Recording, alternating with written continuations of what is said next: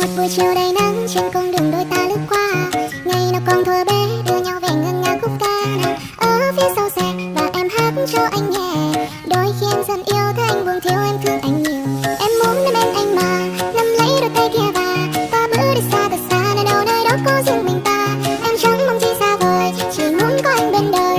Sinh em ra là ba mẹ nhưng nhiều em chỉ có mình anh. Em ai muốn đời yêu mình anh thương anh thế thôi, hứa chẳng xa vời để sau này ta luôn luôn có đôi. Dẫu hết nỗi buồn xua tan màn đêm cô đơn ghé trời, đã có em rồi thì cả một đời chẳng còn chơi vơi.